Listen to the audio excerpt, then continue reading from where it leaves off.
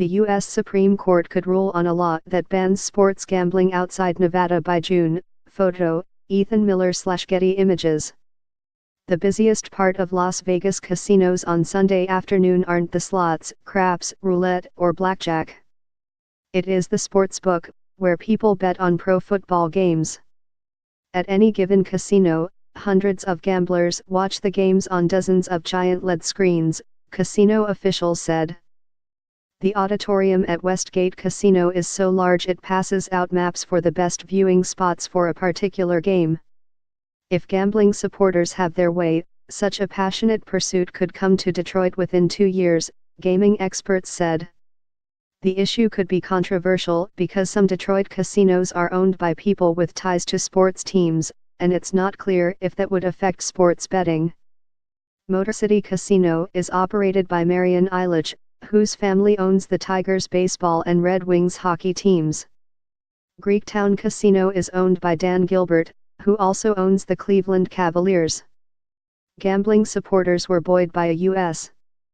Supreme Court hearing last week that discussed a federal law that prohibits sports gambling outside Nevada.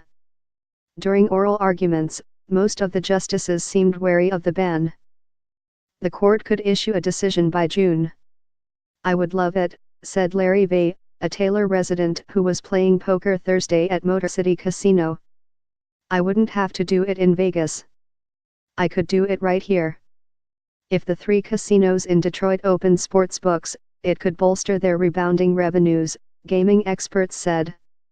After Ohio opened casinos in 2012, including in nearby Toledo, business in Detroit tumbled for 2 years before rising the next 2. The revenue from Detroit's 3 casinos in 2016, $1.3 billion, remains below the 2012 level, $1.4 billion. Sports betting potential.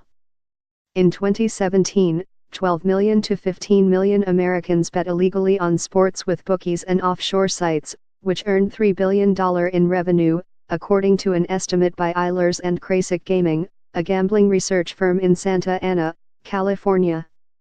And more gambling profits would mean more money for depleted city and state government coffers, gaming experts said.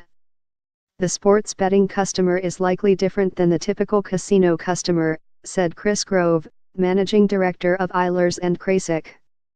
It would create new customers and new revenue for casinos. The impact on casinos that own pro sports teams is unclear, experts said. One possibility is the gambling palaces wouldn't be allowed to accept bets on the team it owns. Major League Baseball prohibits team owners from operating casinos. The league allowed Marian Ilitch to own Motor City after she said she had nothing to do with the family's operation of the Tigers.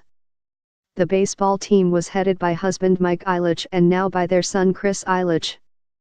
A spokeswoman for Motor City Casino declined comment. A Greektown executive said it would be premature to discuss possible regulations because the court case hasn't been resolved.